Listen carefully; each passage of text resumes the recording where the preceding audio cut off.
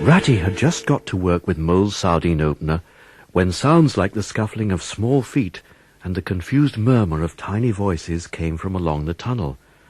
"Now, all in a line. Hold the lantern up a bit, Tommy. Clear your throats first. No coughing. Where's young Bill? Do come on, we're all a-waiting." "I think it must be the field mice," said Mole. "They go around carol singing every Christmas. They always call on me at Mole End. It will be like old times to hear them again."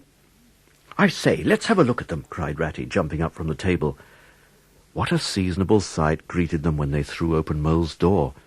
Lit by the dim rays of a horn lantern, 10 little field mice stood in a semicircle, red worsted comforters around their throats, forepaws thrust deep into their pockets, and their tiny feet jiggling about for warmth.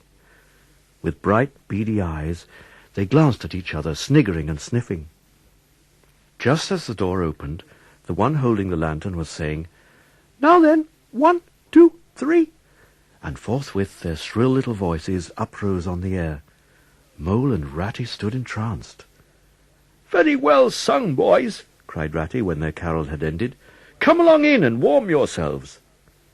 "Yes, come along in, field mice," said Mole. Then, "Oh, Ratty, whatever are we doing? We've no food to give them." "You leave all that to me," said Ratty. "Hey, you with the lantern, tell me, are there any shops open at this hour of night?" "Why, certainly. At this time of year our shops keep open to all sorts of hours." "Then look here," said Ratty.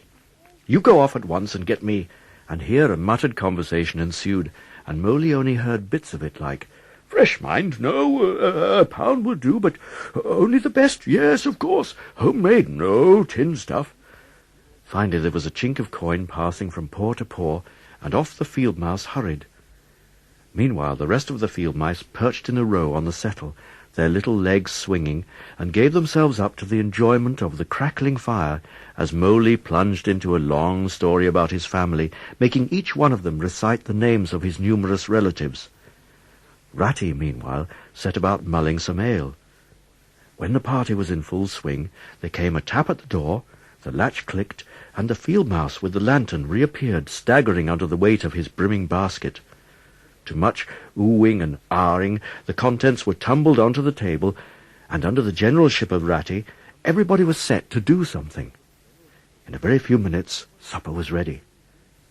As the field mice tucked in, Mole beamed at good old Ratty and thought, "What a happy homecoming this has turned out to be!"